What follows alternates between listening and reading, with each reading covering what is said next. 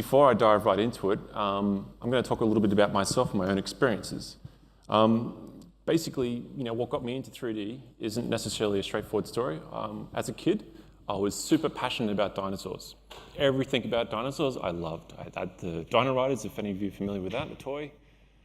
Just the various movies and things that existed. My brothers would often draw dinosaurs. I was just very, very passionate about this. So to hear that Spielberg came around with his blockbuster Jurassic Park was just mind-blowing. For the first time I saw dinosaurs living and breathing, it's like, this is a game changer. This is something very special. And basically that's resonated with me for a very long time. I've never really sort of stopped thinking about that. It's always, it's something that's there. Many years sort of passed and I didn't really think too much about it. I had it in my mind, but I'd never sort of ever thought that I'd be involved with 3D and, essentially in the VFX industry. But at some point later on when I left high school, I wasn't really sure what I wanted to do. And it was my mum, of all people, who showed me this brochure and it had a dinosaur in it. And the dinosaur was a 3D model done by a student at one of the local colleges in Sydney. And it triggered my memory again about, wow, Jurassic Park, this is something that's actually possible. Like, it's a course that actually shows you this stuff. And at the time, I had no idea this stuff even existed. I just thought this stuff was very out of reach. And I would never quite, be able to do this. But there's a few little things about that is I'm not academically a smart person. I was good at sports, but I sort of shied away and I watched a lot of movies. I read a lot of comics. I just was, kind of kept to myself a bit more. And so it was a very nerve-wracking day when I first arrived at the college and I watched the students and everyone seemed to be more up to date with some of the tools. And I'm like, I've never even seen 3ds Max before. How do these people even know this stuff? This is the first day of the course and I'm being bombarded with students who already know way more than what I do. So that was very confronting for me. I remember that we had, had to basically play around and mess around with rudimentary objects like cubes and spheres and sort of basically generate like a castle. We had 1 hour to do this. Everyone on the screen had this fantastic castle going. I was like, oh my God, what am I doing here? I don't belong here. I'm having a panic attack. And I went home that day and I was seriously panicking. I basically paid a lot of money to get into the course and I was seriously really concerned that if I'd even made the right career choice. But I think fear is a powerful thing and fear can either kill you or it can make you do amazing things. And so the next day I came back into school and I found the guy who had a cracked version of 3ds Max. Please give it to me. I need to take it home. I need to start doing something right away. So every day I would go home and I would start experimenting. I'd play with, again, rudimentary objects. I would make a minigun. I'd start making a character. I'd make a dinosaur. I wouldn't stop, constantly just throwing myself into it. And I think that's a part of the important part when you're unfamiliar with something and you're diving into it is, I was afraid of it, but I dived into it and I kept pushing myself and pushing myself and pushing myself. Before long, I was the best in the class. And some of these guys had months of experience with this software. Even things like I knew straight away, I was always interested in modeling. I wasn't so much interested in animation. I tried it, I was very bad at it, and the part of the course that came along, I'm like, you know what, I'm just gonna skip it. I'm just gonna keep doing modeling. The teachers weren't very happy with that, but it didn't matter, I knew what I wanted. Again, it's that sense of fear that's driving, about what you wanna do, the passion. Basically, I finished college and we had our show was ready in June and I thought, you know what, I'm not going to wait for the assessment and see how I went. I'm just going to go out there and I'm going to start looking for work right away. And so I basically had this big master plan. I had a piece of paper. It had all of the local studios within Sydney who did 3D and I thought, I'm going to go door knocking. Take my show reel, finished, unseen by anyone, and I'm just going to door knocking.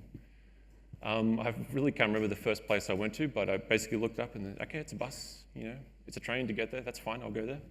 I went there, they were a little surprised to see me. I'm Dean, I'm new to 3D and I'm interested in doing this. Like, what do I have to do to get work in this industry? And they were really kind to me. They basically, they took my show reel, they showed me around, and it was the first insight that I got to see, a whole bunch of people, at their computers just doing what they love. And I thought, this is amazing. Unfortunately, the company shut down and they don't exist anymore. And it's more or less the same story for the next studio. Next day, I went to the next place, had a look at it, didn't work out. But still, they were very generous and they gave me a lot of interesting information. The next list I looked at was plastic wax. And so I jumped online, I had a look at their website. I'm like, wow, they do a lot of little, computer game cinematics. I play computer games. I'm familiar with some of these titles. it looked like a really fun sort of place to work. So I thought, you know what, I'm going to go in there and I'm just going to see what happens. And I realized how far away it was where I lived. I'm like, Mum, I need you to take me there. I couldn't be bothered catching another train, another 2 buses. Can you just take me there? So on her day off, she took me over there. They didn't really have a reception at the time. It was a couple of guys were standing outside the building just smoking. Guys, where do I go? I just want to talk to a producer or someone. I want to be able to drop off my show reel. And they were all too well happy to just send me upstairs. And then again, the same questions were posed, and I eventually got to sit down with the producer. And I just sort of basically asked him outright, like, I want to work in 3D. You know, I'm a modeler. I want to do this. What do I need to do? And so he kind of kindly sat me down and he went through it and he explained to me the process of, you know, the show reel, it'll be assessed, and, you know, if we have any availability, we'll let you know. So I felt it was a very positive conversation. You know, I'm like, okay, great. I'm going to go home and I'm going to keep working on my show reel. I'm going to keep improving it, and I'm going to come back and send it back again. I've walked outside. I've gone to my mum. I've explained to the situation. All of a sudden, the phone rings. Dean, can you start right away? Absolutely. Mum, Dean, how are you going to get home? You know, you just said to me it's a train and 2 buses to get it. It's fine. I'll figure it out. I don't care. I'm going to be doing 3D now. And so the first thing I did, and it wasn't even doing modeling, it was doing motion capture cleanup. And if anyone's familiar with that, it's you basically, you know, the man walks around in a motion suit and the cameras capture it and it transfers into the data. And my job for the first few weeks was just cleaning this data. You know, the data sort of skips and jumps, and so you basically had to sort of flatten it out without making it look too ugly, but sort of retaining this information. And ever since then, you know, I just sort of went with a very positive attitude, you know. And soon enough, I got to do a little bit of modeling. Yeah, can you model this book? Can you do this gun? You know, can you texture it as well? I'm like, absolutely. And it didn't matter what they threw at me. It could have been something very simple. I always went with a very positive attitude, you know. I wanted to impress them. I wanted them to see, you know, keep me around, that I can do this. And I think that's what it kind of comes down to when you're looking for this stuff. It's like you've got to go in with a very positive attitude. You know, it's important that, you know, it doesn't matter what it is, how insignificant you might think it is in the grand scheme of things, people will notice these small details. Devil is in the details. So yeah, so ever since then, I've been progressively just working my way up the chain. I've been doing more and more, you know, modelings and whatnot, and I've never been sort of afraid to sort of jump into something that I haven't understood. And, you know, a lot of the times that we will sort of arrive in a place where there's hair or cloth, and, you know, there are existing systems, and no one at the time was there to sort of go through it. I'm like, you know what? I'll put my hand up for it. I'll give it a go.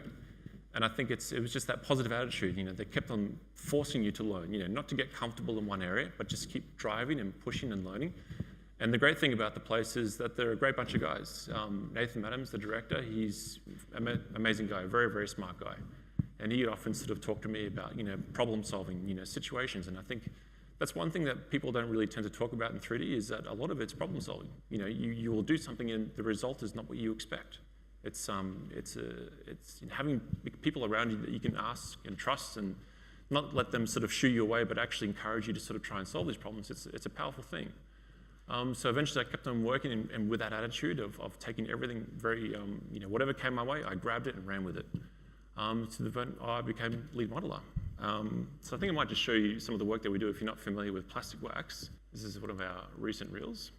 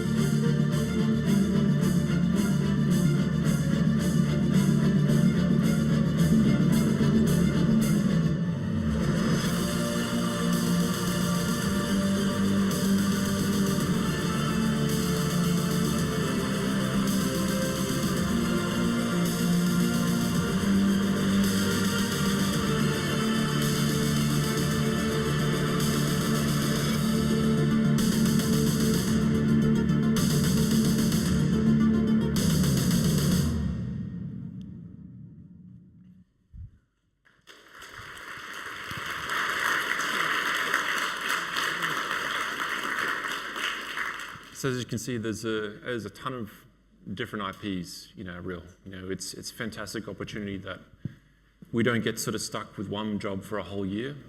We have a variety of material that comes our way, and it's wonderful to work on. It really is. If any of you aren't really familiar with plastic wax at all, Nathan Madams, the director, he basically started the studio in his garage. Started with a couple of friends, and his father saw potential in what he was doing, and basically the business continued to grow. You get one IP, you get a client, and then it grew. You impress them, you do more, and it keeps getting bigger and bigger. So it's a lot of respect for the place. A little bit about what I do specifically there at the moment, which I'm the lead modeler. We get a lot of clients, and a lot of it's centralized around computer games. And so one of the things that we get is basically, a lot of game assets, and it's, sometimes we get these nice high-res ZBrush sculpts, or we get the in-game assets themselves, and a lot of the time is basically we're required to take these assets and produce them into a cinematic sort of model and asset. And I will sit down and I'll discuss with Nathan and Ty, the art director, and we'll talk about, what it is that we're looking at, what it is that we're trying to do, how is it going to be seen? All these questions need to be answered. And so from that, a plan basically formulates, and then we immediately start putting briefs together. We will basically assess the work and, send it out. Very big thing for us is reference. I'm a big believer in reference, and one of the things that I'll be walking around, and if I see someone and they're modeling a particular asset or sculpting something, where's your reference? If you don't have your reference, you don't know what you're doing. It's very important. We're not there concepting, we're basically generating stuff that's come from an existing client. So it's in our best interest to make it close to them, but in order to push it as far as it will go. A lot of the tools and stuff that we use, we render inside of 3ds Max, we use V-Ray as our renderer. A lot of the guys will animate inside of Maya. We also, focus a lot of our stuff that we do tends to come, back to realism. So a big thing for us is, photogrammetry is very important for us because it saves a lot of time. It, produces a very high quality. And that also, is what we, lead into our head scans.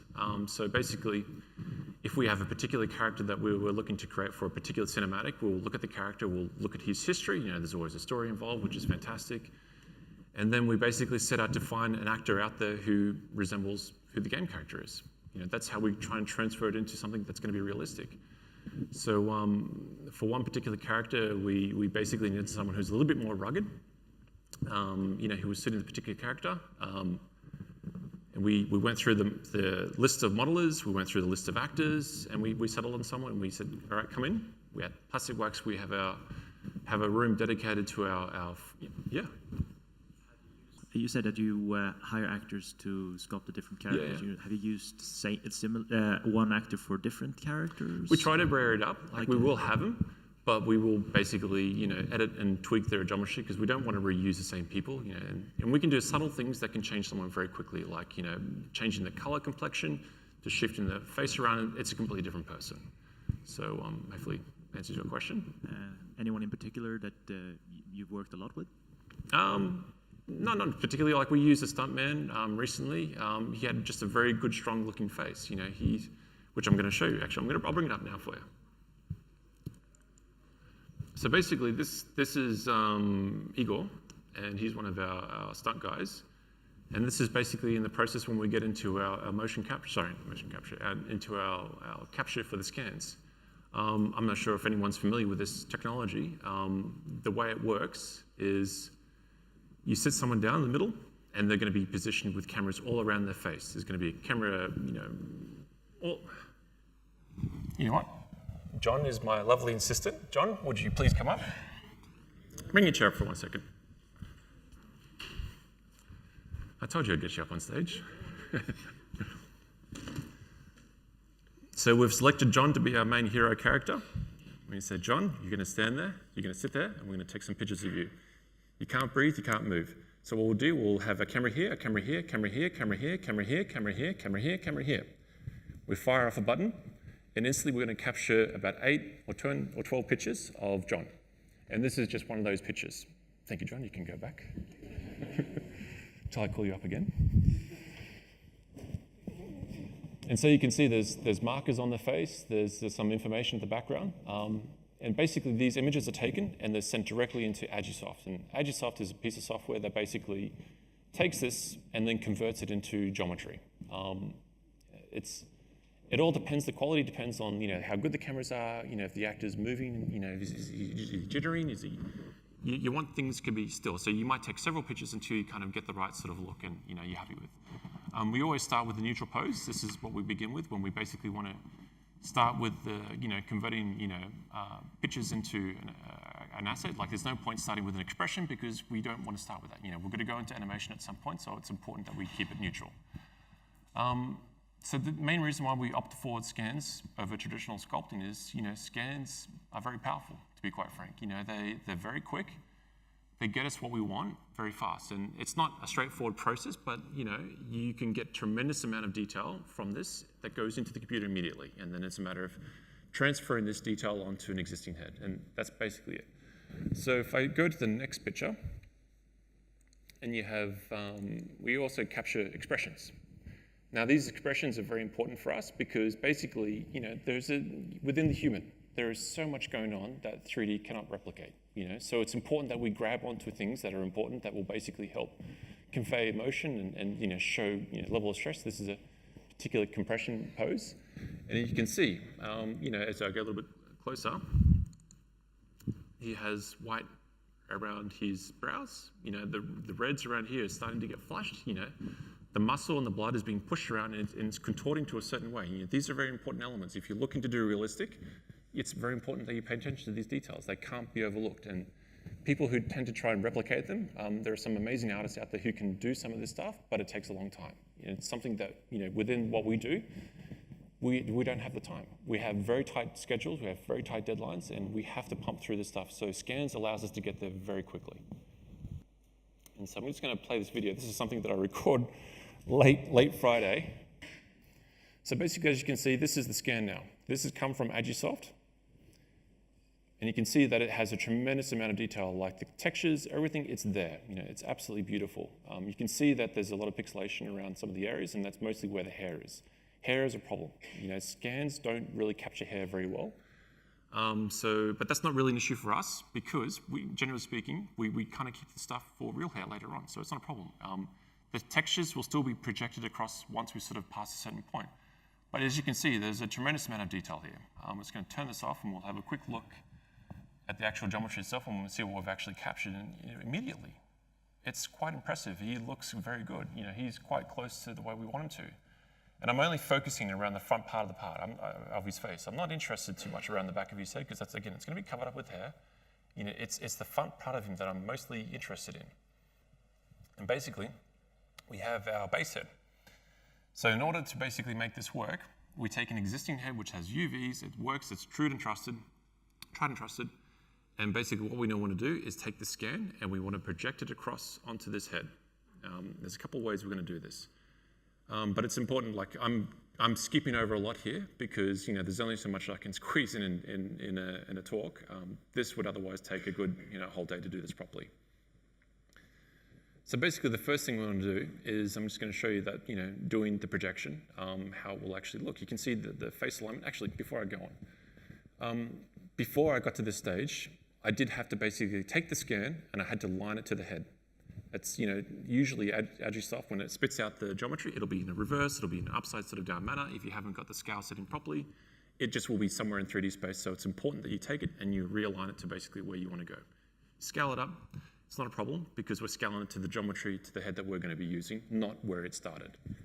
And so some of the software that we use for this, you can do this by eye, but that's very dangerous. If you basically take the lower res head and try and push it around in ZBrush and you're trying to match it up with head, it's dangerous because what you'll find is that in the edge flow, it'll start to compress.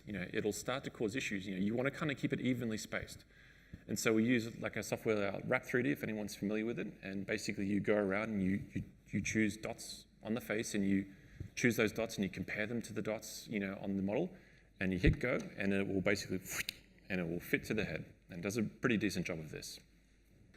So basically, straight into the project, and we'll see what we get. Whoop, we've got some very big problems.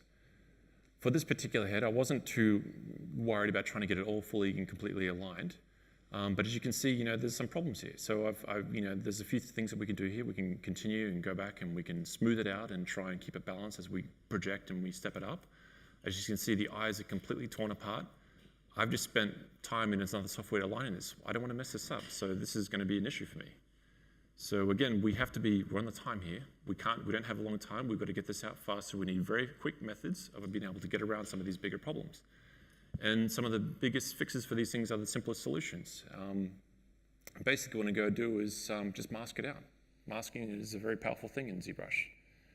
And basically, it works very well with projection, so I'm going to go ahead and mask out all the problem areas that I just sort of witnessed. So anything, obviously, where the scan didn't exist, and that's completely fine. The ears are generally pretty straightforward. If you've got a good set of ears, I'm not looking to reinvent this wheel. I just want to keep them where they are. I don't want to touch them. I can sort of control them, how they should look later on. I'm mostly interested in capturing the main stuff, which is the front of the face. That's what I'm interested in. So I'm going to just go through and just mask it all out. And again, what I normally do is spend a little bit more time here and aligning the face up a little bit better. So you can see the neck is not quite aligned, but I wasn't worried about that. This is the demo. I'm just going to give you a quick run through. Again, it'll take forever to do this properly.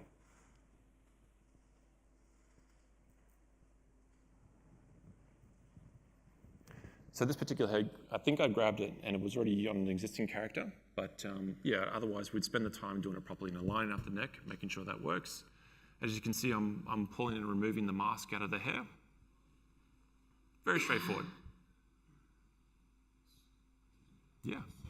Wrap 3D come in between from ATSolve going to Wrap 3D and then come. That's right. I mean, you don't even have to use Wrap 3D. I mean, before Wrap 3D, we used to use like a very low-res cage. And I mean, you saw the dots on the head before. So what we'll do is build a low-res cage that basically the vertices ended on where the points are. And Max has a very powerful skin wrap, which it's amazing. And it's as you basically grab those vertices and you can move it around and you're moving huge amounts of geometry around without kind of causing you problems. You just put them into the key areas where they belong. You're lining up to the scan. So, but Wrap 3D, now that's come out, it changes a lot. We don't have to worry too much about that. We're just picking these key points and it will do a work for us and does a very good job for it. The only thing it doesn't do very well is like the inside of the eyes and the inside of the mouth. It will explode it. So basically keep going ahead and like I said, the eyes. Very important part. Generally speaking, scans don't particularly do a good part of the eyes because you have eyelashes and hair again causes problems when it comes to scanning. And so I'm not too, I'm not looking to try and capture this stuff. I just want to, I want to get the core of this character transferred across. It's important. So I'm going to mask out, all the areas that basically are going to cause problems where I don't really want to manipulate them. I'll treat them as a separate thing. And so, yeah, it's just being careful. So you've got to go through the asset, ensuring that you basically get, if you leave the stuff out now and you start projecting across and you start causing problems, there are only problems that you have to continue to fix later on down the line. So the first thing is just being a little bit careful when you start. Knowing a little bit about what you want to do before you do it is very important. But again, experimentation is how we develop this stuff as well. So it's, but when you're under a very tight deadline, you don't want to experiment. You just want to go with what's done before and continue that process. So again, I'm very careful, want to make sure that I've captured everything and mastered all that so I don't get any issues. I think at the time I had our producer come over and started talking to me and I started slowing down. I can't talk right now, I'm recording.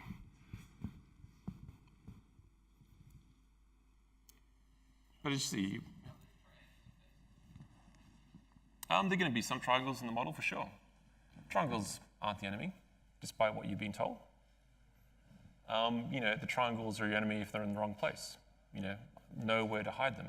That's a very important thing. Like I said, the mouth suck, I don't want to affect it. Generally speaking, I'm not going to project any detail across. I didn't capture anything for it. So it's a nonchalant detail. I just want to kind of mask it out. I don't want it to be a problem, but it's important that we go through these stages. Again, just being very careful here. I'm just making sure. Not looking to try and rush this. If you rush this, you will make mistakes and then you'll be in a far bigger problem later on. You could be projecting, and if you haven't looked at what you've done previously, you'll be in for a world of hurt. And everything you've done will just be wasted. So yeah, take our time here to basically get through it. And like I said, guys, honestly, keep asking these questions if you got anything, and we'll keep going. Yes?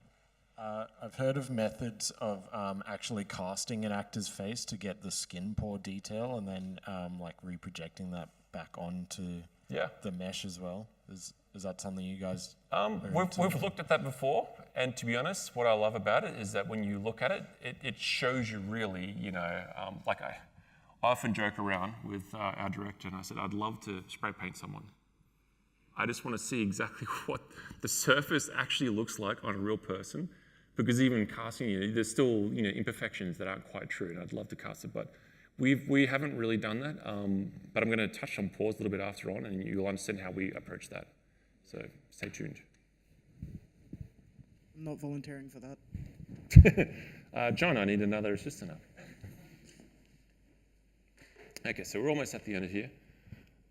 Again, just being very careful, and I was being very lazy. I should have just wiped off the geometry, but I will. It's fine. Like I said, take your time with these early sparges. You don't need to rush this stuff. This is the easy part, and you want to get it right. Again, lips as well. I don't want to be projecting lips, because when you get geometry that's close to itself, that's part of another part of the face, it's just going to and shoot right across. So I want to be very careful and just be very careful. Sorry, I want to be very careful about what I'm going to be masking out and not projecting. Lips and eyes and ears and basically the general blending, these areas I will come back to and I will treat them separately. It's important that, again, the key detail is the main surface of the face. These minor details where the scan hasn't quite captured it, well, I'm not too worried about that. We're going to clean this up, and we have fantastic photos that we've taken from the session, and it's going to show us exactly what we need to do. We stick to that reference, very important. Again, just sort of making sure we haven't pulled anything that we don't want or do want inside it. Like I said, don't rush this stuff. It's very important. Okay. So moving along, I got interrupted at that point. I had to stop and go into a meeting, but Friday late night, we got to pick it back up again where I left off. And so again, the nostrils are another problem area. It's all these areas where I'm masking out, I'm going to come back and I'm going to affect them later on.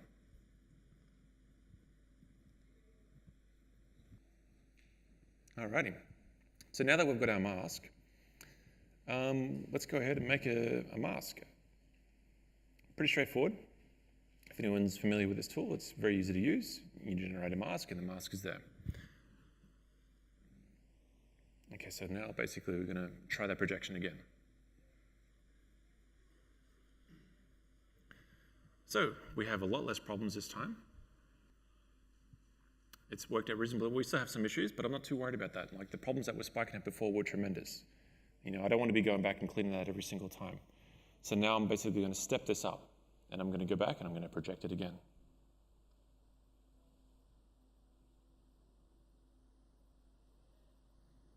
Okay, so now I didn't use my mask. So here's the problems that's going to come through. I don't want to be correcting this every single time. So it's important that I've made that effort at the start.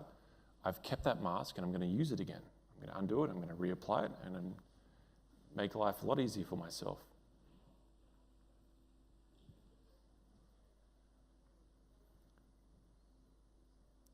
And projecting is a fantastic tool if anyone isn't familiar with it. It's basically just taking the existing geometry that's visible and is projecting the detail onto the model that you have active. Yes?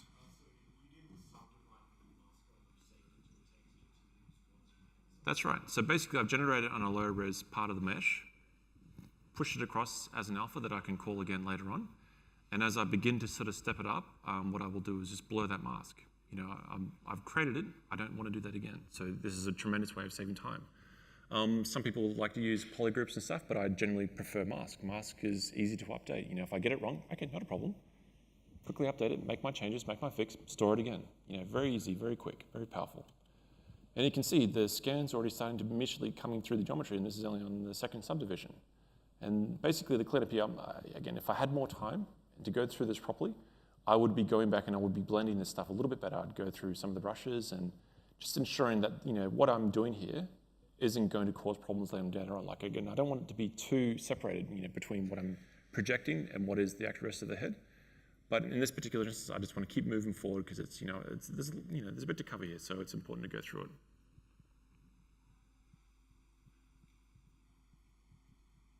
Again, onto subdivision to 3. So immediately, that scan is starting to come through, and I haven't really done a lot. All I've done is made sure the head was aligned, and I use another piece of software for that. I'm going to go through and sort of clean up some of these problem areas, but you can see it. The scan is very powerful. Like, I've saved so much time. I haven't gone in, I haven't used the reference and sculpted into the detail to kind of get that. I'm just using the scan. It's a very powerful, quick tool, and that's why we sort of opt for this. And again, there's nothing wrong with traditional sculpting. This is just, for us, a faster method, and it's more accurate. It's less intensive on the artist, and the result is great. It's fantastic. Again, the eyes, I would normally come back to this, and I'd spend the time cleaning this up, blending it back into what I've done. I've got the scan there, I've got photos, I can basically use it, but in this case, I'm just going to keep going ahead because there's a little bit to cover. Again, the mask, made it at the start. I'm using it again. I'm not trying to reinvent that wheel every single time. I'm trying to find quick methods that's going to allow me to get to, from point A to point B. And when it comes to projecting and doing scans, this is what you generally do. You're basically going to step up the model very slowly, project the stuff, be very careful about it, step it up again, project it, and keep going until you eventually reach the final result. And you'll be surprised at how fast this can happen. If I was left alone to do this in a day, I would get this very close. I would basically focus my attention around the areas that don't come very well with the scan, so like the eyes and the mouth, and I would eventually go back over some of the stuff, but we're going to, like you can see, the scan has a tremendous amount of detail in it, but it's not going to have everything in it. We're going to keep pushing this. Again, some of the masking here, I'm being a little bit careless, and I'm just pushing this forward, but as you can see, the detail is still coming through. The problem areas around the lips and the eyes, they're not being affected by this.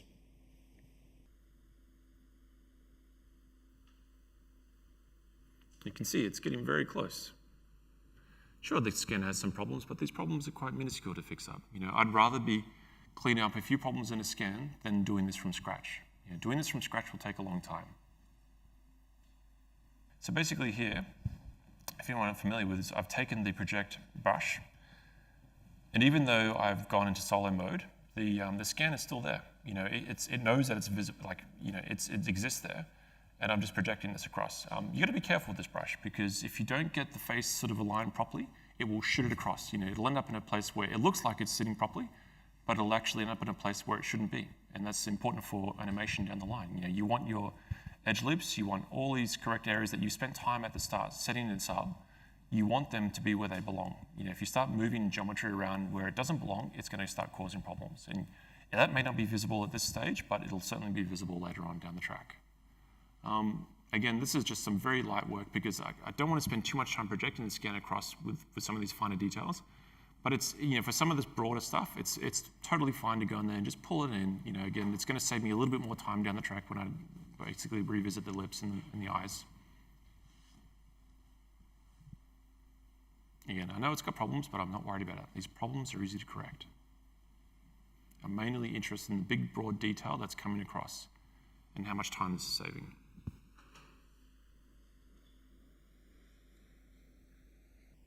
As you can see, I'm being very careful. I'm not trying to go in between the actual lips, because if I started using this brush, it would start shooting the bottom part of the face across to the top part of the face. Very dangerous, and you might not be visible straight away. Here I got a little ambitious, and I was looking at the eyes. I'm like, oh, maybe I can project some of the cross. But that was me in a very rushed mode, and I regret it. I should not have done this. Should have been something that you clean properly up later on. But still, I just try to acquire as much detail from the scan as possible, and that's the goal of this. I don't want to do this from scratch. The scan has given me a tremendous amount of detail. I want to put this into the model.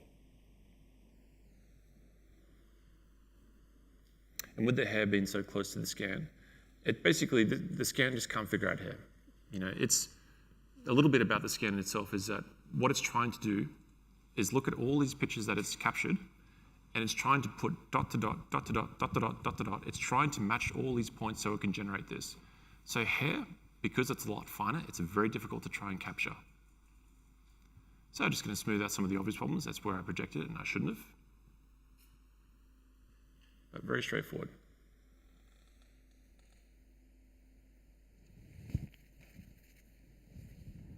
And again, I don't have the time to do this properly right now in front of you, but this would be something where I'd spend a little bit more time on, is the eyes in particular and the lips.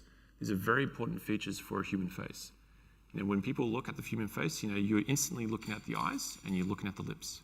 Everything else is just detail, and if it's out of place, you know, you'll notice it, but you won't know why. But the eyes and lips will give it away immediately. So at this point, that continues on for quite a while, and then we arrive, you know, into almost our finished result. So I've gone back and I've cleaned up a lot of these areas, and I've still projected a lot of part of the scan across. So let's have a look at some of the texturing that's going to come across. So at this point, it's important to point out, I've got basically the model. I've taken this now back into Agisoft. I didn't take it in the highest res. I left it at about subdivision 3. It was, you know, not too high, but, you know, high enough to sort of give me some of the detail. It's gone back into Agisoft. And what that means is that Agisoft, instead of now trying to recreate geometry, it's taken the textures that it used to create the geometry and it projected it straight on. So I'm not trying to do this in Photoshop. I'm not trying to do anything fancy. I've just let the software do what it's very good at.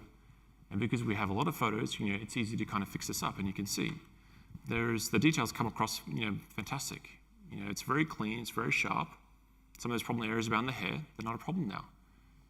You know, even though it had problem generating this as a geometry, the texture that is projected across is fantastic. Ears and things, I'm not too concerned about. You know, they're going to have some problem areas, and that's totally fine. You know, this stuff is fairly easy to clean up, and there's ways around that sort of stuff. And what you can do, even if you have, like us, we have a fair, decent library of some of these heads. I will just basically go back to an existing head, and I will just take elements from it that actually work really well, that look very similar.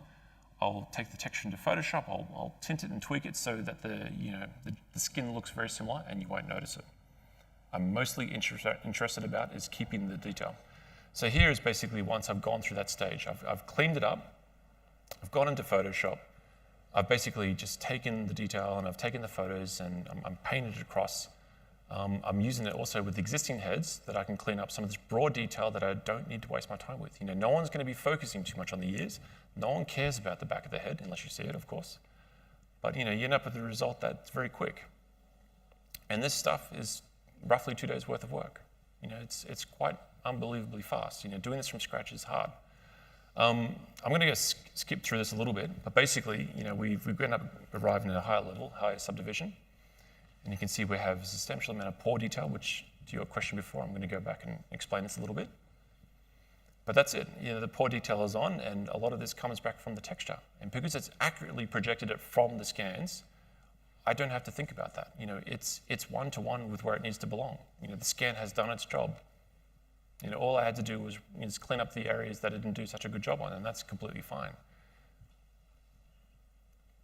All right, so let's go back to the pores for a second, because this is something that I discovered quite a while ago, and it alludes to your question about, you know, it's actually a clever idea, you know, taking a cast of someone and trying to get these finer details. And these finer details is what makes it look real. You know, this is very important. Is everyone even familiar with pores? Like if I say pores, people know what I'm talking about, right? Skin pores, you know. It's surprising, a lot of people don't.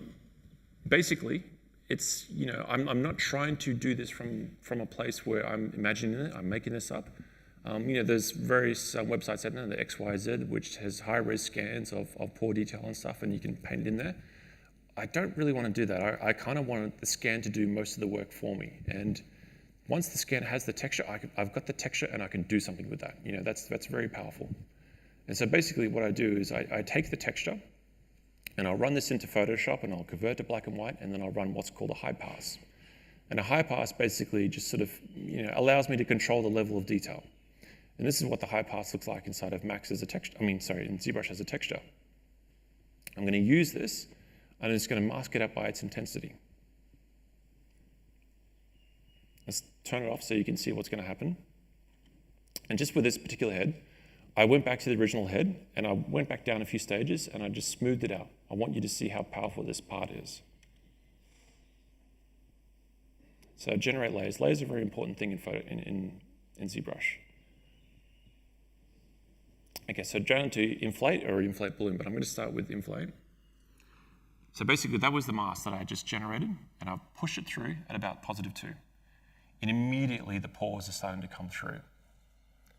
There's no real rules to this, but just knowing that I've grabbed it from something that's real, I haven't made this up, I know it's going to be accurate. Now I also just went and tried the reverse, just to experiment with this stuff. And I think when you're at this stage, you want to have a look at some of these things. It's not going to be straightforward. Like every time I do this, it always is a little bit different. Depending upon the color, the texture that's captured, it will vary. It'll change. So the cool thing about looking at this stuff is I've done a reverse now. I've kept the version on. I've made a new layer, and then I've tried to basically inverse the pause and do something in. So what I was interested in this is what it did for the actual stubble on his face. All the black stubble has come out now. It looks absolutely gorgeous. This is something that I haven't gone over with a brush. I've just let the texture do what it's best at doing. And again, this takes time. I wouldn't just take the texture. There's a lot of imperfections in the skin tones and stuff, and you've got to tweak this and remove some of the problem areas. But generally speaking, you just want to leave it untouched. And having these layers gives me the power to basically go forth with this. I can try something strong. And here it isn't really necessary where it's clear where it's at its best.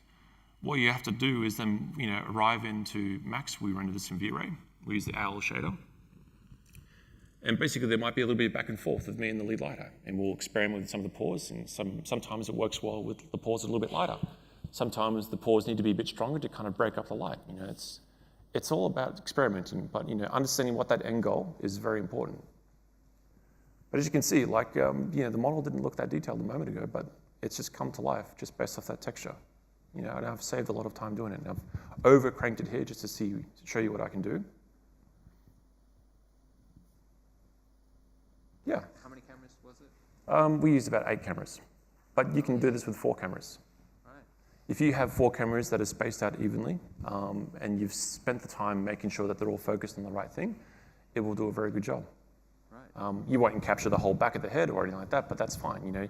Generally speaking, I'm only interested in this part of the face. That's what I want. Did you use polarizing filters? No, I kept it fairly simple. Yeah. I haven't really. It's not my area of expertise. I passed it off to the guy who's in charge of this, but I just basically get the scans back, what they've captured, and I go from there. And if the scans are too messy or they need a bit more cleanup, then we need to do this again. Let's go for it. Right. Yeah, there's a ton of techniques. I think XYZ even talks about that in their website, and the polarizing lenses and tweaking and adjusting and removing the specular out of it, so you get a very flat model. So they're fantastic tools. Okay, cool. Thanks. In terms of the software choice with the market right now, in terms of the 3D scan software, is there anything? Have you tried to compare it up? I tried reality capture. Reality? Yeah.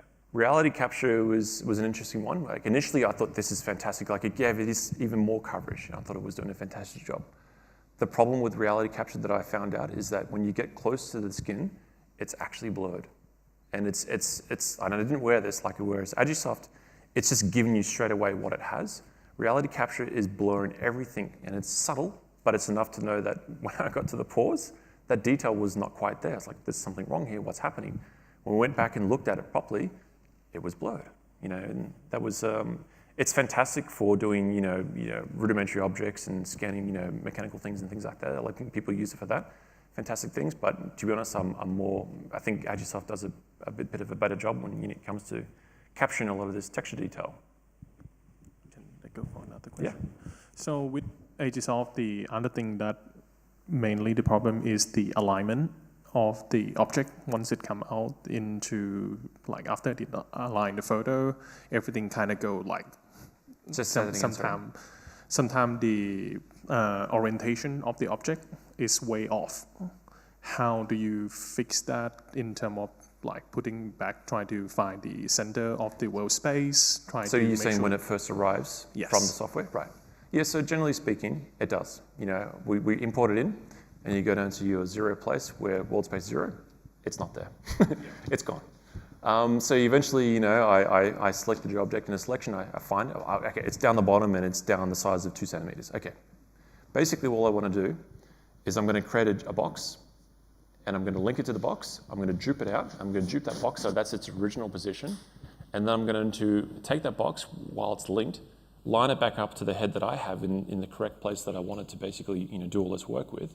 Because if I was to build it in that scale is going to be a very big problem later on. I can't build at 2 centimeters because when I go and apply these displacements, they're going to be built at 2 centimeters. So the scale is going to be completely off. I'm going to be plugging in the displacement, nothing's going to happen. So I'll have to bump it up to 200% to see something. So yeah, we basically make sure that we grab it and we just pull it back up. And when we need to go back into the software, it's important that I keep that original position because I will take it, it's got a line, I put it back down to that position, export it back out, goes back into Agisoft, great. Textures projected across, comes back into that 2 centimeter size, wherever it is, and bring it straight back where I had it before, just by making sure I'm keeping these boxes, for their positions. And so it's just being careful, if you go a little bit rogue with this and it's down the bottom, no worries, I'll scale it back up, then you'll realize, oh, wait, I can't get the texture back on, I'll have to go back down. It's not aligned anymore because I didn't pay attention to those details. So yeah, being careful with what you're doing at the start is very important.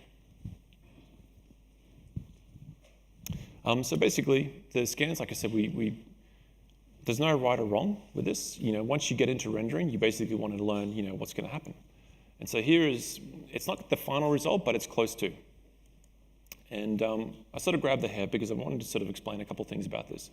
So with the pore detail, now the pore it's giving us all this beautiful breakup. You can see there that the light's hitting it. It's broken up. It's nothing really fancy with the maps that I've plugged into this. It's the detail that's coming from the displacements. It's a lot of people don't actually understand this. I think if you apply a lot of maps and you spend a lot of time, making your spec, your gloss map, all these things, you get it. And that's not to say you don't need those things. But you want to make sure that the first stages are absolutely solid. And you can see there's a tremendous amount of detail in it. The moment that you start applying the hair to it, it begins to take on a real sense of realism. For this guy, you have to ignore the eyes. The eyes are a little bit dark. They had some problems with them. But you can see, just overall, the details there. It's coming through. It's beautiful. Another thing that we'll also do to sort of include some of the realism, if any of you are really familiar with V-Ray, is it has a V-Ray fur. And so I kind of opt to use V-Ray fur when I'm casting very fine hair across the face to create peach fuzz. And peach fuzz is one of those things that, again, when the term was first thrown to me, I wasn't even aware of it. I had to Google, what is peach fuzz? I've never heard of this before. But lo and behold, it's obviously the fine hair that exists on every human. And, while you don't necessarily see it, it's not the focus. It's something that adds another layer to the realism, And that's what it really is. It's if you get the eyes, if you get the lips, you get the right sort of detail that's happening, all these elements working together will get a very realistic result. And again, this stuff hasn't taken that long. If you did this from scratch, you will be there for a very long time. The hair itself is done with Ornatrix, if anyone's familiar with that. It's a fantastic tool. Again, going back to some of my earlier days when I was experimenting, I started with hair and fur inside of Max, and it was pretty cool, but it didn't really allow me to do some of the more complex simulations and the way it was sort of set up in Ornatrix. And Ornatrix is, again, it's not a hard tool to learn. And so I suggest if anyone's interested in doing some of these more realistic sort of stuff, I would, you've got to find these skill sets that's going to complement some of this stuff. It's basically, well, that's the final result, essentially. And it worked out really well. We saw them in the cinematic, and it worked really well. Guys, I can basically end it here. I can talk more about some of the other aspects, or I'm going to turn it over to you guys if you have any specific questions about, the industry or questions, about getting work and whatnot. I'm going to turn it over to you guys if you have any questions. Yes? In terms of that term uncanny valley with the eyes, and when you do a model, that step between making it look in between real and fake, how do you get that from the eyes? How do you separate that? What was the first part to your question, sorry? The uncanny valley term, where with the eyes, where Polar Express was a good example. Okay. With the eyes, they tried to get as close to realism, but it just wasn't there. Sure. How do you prevent that, or try and get as close to avoiding that? You mean in an animation, or you just mean in a straight up model? A straight up model, just making it seem real. It just separates that connection with the character if the eyes are too glassy or they just aren't there. Yeah. I think this is getting a little bit outside of my area, but what I'll try and explain is that reference is the mother of everything. If you basically have the photos and we know the lighting setup that it had, and we're going to go through the shader and whatnot and sort of play with it and test it, we're just going to spend our time basically doing this render over render until it starts to look right. There isn't really a magic trick to this stuff. Eyes are actually a very hard thing to get right. A lot of people get it wrong. Here it's not right. We got it right later on down the track, but that was just spending time inside the shader, looking at how the maps were reacting to the light. There's all sorts of things, and with eyes in particular, you've got to get them sitting inside the head properly. That's a part of the how to solve some of these issues. If you have a set of eyes, and initially from the front view, they might feel like they're in the right place, and you look at it from the side. Wait a minute, there's some oddness going on here, and I think it's important to understand human anatomy to a certain extent to understand what some of these variables are. Like the human eye is not a round shape. It's more like a football. It has a bit of a curve to it. And it's if you have it sitting next to the skin, like if it's a little bit too far off the skin, you'll get shadows created. You'll get this oddness in it. And when you look at it, it's very hard to work out like kind of what you're saying. You don't necessarily know what the problem is, but your human brain is picking up that this is something wrong. Something's not quite there. So it's really just pressing through it. There's no magic trick to it. It's just making sure that it fits well. The shaders that we have, will get adjusted and tweaked depending upon what it is exactly. Like I said, yeah, it's a process. There isn't really any trick to it. Yeah, thanks. Basically, guys, I can keep on talking about heads, or honestly, I've got some stuff I can even share with you as well. Or it depends on what you. Yeah. How many different cinematics have you used Igor's base model for? And how often do you what's the process of actually changing his face to make it look different? Sure. So we've used him twice. Basically, I don't know if I can say it, but he's undergoing a bit of a monster treatment. And that's one of the interesting ones, is that even though we have these images and we have these realistic heads, they're also like a fantastic way of taking them and converting them into like a bit of a stylized creature. Again, we can use that software. So if I was to take a scan and if I had a head and it was a bit more monster-like, I can use that 3D wrap software. I can take the model and I can sort of project it to an existing geometry, and then his features and stuff will be pushed around. Then it's a matter of just, again, refitting and fixing some of the elements that may have broken or need adjustment. But it isn't that complex. Like if you go down into layers, like if I have this model at the highest res, I will never touch that highest res other than to clean it up. If I need to basically manipulate and push it into a new feature, I'll step it down in subdivisions and I'll work in that lower subdivision doing very big broad brush strokes. I don't want to affect the high res detail because it's there. So that's a way of saving time, is that don't try and tweak things that shouldn't be tweaked. You'll find that ZBrush is a very powerful tool, and if you allow it to do what it's very good at, it'll get you into your destination very fast. You just got to it's a bit of experimenting, But like I said, you go down to your last subdivisions, adjust it there, and step it back up. Your high res detail will be there, but the low res has now pushed it into a place where it wasn't there originally. It's changed. Yes. Get an understanding of the areas which you kind of want to avoid. That's and then right. after that, mask it out after. Yeah, so experimenting is a good thing, but when you have a deadline and the character is due within a week, experimenting is the last thing you want to do. But when I say experimenting, I'm really referring to introducing new techniques, techniques that otherwise you mightn't have tried, or you might have read about something. Okay, let's try this. We'll see what happens. But you basically want to try and test out the first quick stages at the beginning, and you'll know if you're going along the right line. When it comes to the animation, again, this is not my strength, so I can't really talk too much about it, but what I'll do with our rigger is I'll get the head to a certain point. I haven't gone to this level of detail. I've just kept it very simple, and I want to make sure that the edge loops are in the right place. I'll pass it off to rigging. He'll have his rig that he can basically copy his weights across, and he will just put it into a position that he can say, yep, okay, the lips are going right through the top part of the lips, or the eyes are doing weird things when they blink. Okay, great, I've done something wrong. My alignment is not right. So once I get past those stages, then it's free to sort of go back and just start pushing towards the higher res part of the model. But yeah, experimenting, when I say experimenting, I'm just talking about things I haven't tried before. Doing the basic stuff, yeah, I'm going to do some quick tests and see if it's going to work. So just a quick follow-up then. The first time that you projected, which you were showing on there, and then you saw the issues with the mouth, you saw the issues with the eyes when the projection came onto the low res model. Is that what you do for each and every character? You just do a quick projection just to see where all the issues are? Yeah, and absolutely. After that, you then mask out those things and then go back in later after you've got your projections down pat and then go in and detail that. Is that your process? Right. That's right. It's it's basically, it depends on the scan, you know, and a lot of the times the scans would produce a really good result with the lips, and so all I'm interested in cutting out is just the line of the lips, so I don't want the geometry to project across. But it all depends on the scan. Like if the scan is very high quality, then I don't have to do much, you know, it'll just take me there. And I can suggest that for those who might be interested in some of this stuff, like you don't have to have your own, you know, setup, which is actually quite expensive. Keeping cameras maintained and lenses maintained and making sure it works all right is quite troublesome, and even someone who's doing this for a lot of years.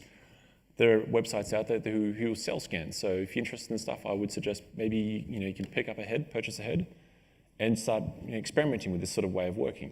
You'll find that, you know, because these things are done fairly well, you'll get to a result far faster than just doing this by hand. And again, that's not to say I'm against hand sculpting, you know, heads and things like that. It's just, if you've got a scan, fantastic, that's where you want to start. You know, it'll get you the realism if that's what you're going for. If it's a stylized thing, not so much. You know, we're not going to go down this path, you know. But that's not to say that this guy couldn't be pushed to a stylized look, you know, to the question that was earlier. You know, you can take a very stylized look, and I can take this head and I can just push it into that place, maintain this detail, and it's there. But it's now resembling something that's a little bit more stylized. Yeah. You said that you've worked with actors before. Have you ever worked with anyone that is famous, like from Hollywood or anything like that, who has come in, like they do now with the Kojima games, with the guy from The Walking Dead, for example? Not directly. No, I don't really get to sort of see the various people. A lot of the stuff that we deal with is usually come from the client game assets. So we're basically just trying to, you know, if we're doing a higher res cinematic that meant to look realistic, then we will go and cast someone who looks like this person. You know. Does the process change if you would work with such a person, or would it be the same? It'd be the same sort of process, but a lot of times if it's an actor that they've sort of set their eyes on, they have someone, they will really have all this information. They're like, no, we want to use scans, here it is. In some cases, you know, actually we're lucky enough, they've actually gone through these stages for us. You know, they've given us the scans for us, and it's very easy for us to sort of take it. It's not always the case, but that happens sometimes. But no, generally speaking, no, connect with people. Okay, sorry, last question. So we were working with Kate Blanchett on Thor, and when we were dealing with her scan, it had complete like anomalies down her face and stuff. And I was wondering, maybe that was due to the lighting setup that they had done when they'd taken the scan. And with this result, it seems really nice. There's no terrible deformities. And I was wondering, did you take HDRIs or different f-stops, so many photographs out of that setup, because this result seemed better than what we were being provided by our client from Hollywood? Sure. It's again, this is not the part that I'm fully, you know, informed about, but I am aware that they will do a test day. So before we get the actor in, we'll just get someone from the office. Okay, sit down. We'll take some scans and we'll work out what the problems are. A lot of it comes down to, I feel that guys generally scan better than girls. Girls tend to have very smooth surfaces, whereas guys have a bit more detail on their faces, and that is captured a lot, you know, more fine. It's not that girls that can't be captured. It's just that a lot of the problems is that the skin is very smooth, and you know, it's hard to sort of separate it. And if the lighting's not quite right, which can be a big problem, if the lights are too high or too low, you know, it will shoot a very high sheen across the side of the face, which sounds like what you're describing. That's a matter of experimenting, and you know, you got to test it out before you commit to it. And if you sort of receive those sort of problems, then it's, you know, what can you do? You know, that's unfortunate. You know, and then you just do your best, and you almost go back to, okay, well, we mightn't have the best scan, but at least we have a lot of high-res photos that we can still use. You know, then you drop in the photo, and then you start tweaking and pushing it. Like I said, you know, when you get the texture across, you know, you can use that to your advantage and try and project a lot of powerful, you know, detail into it. We've experimented and tried it. We've had, you know, with sort of varied success. With some of the makeup, you know, we've tried to take off, you know, you wipe the person down, you know, you remove as much oil and, you know, those imperfections as possible. So again, for your lighting, exactly what you're describing. It's not always the case. You know, the person who's doing it on the day, they've wiped them out and then they've put on some makeup and they've put it on a little bit too strong. Okay, you've just filled in all the pore detail that I need later on down the track. How am I going to get around this problem? You know, that is a big problem. I don't really have an answer for that idea. Going back to pore detail, we can, again, push it back in the high pass to try and, you know, push that texture and see if we can get out of it, but it's very difficult. And I think that's the whole point of scanning. It's like if you're arriving in a place where it's broken to begin with, then, you know, like, what are we doing here? You know, we've already lost our advantage. Now we're kind of going back to techniques that are going to cost us more time again. So I completely understand.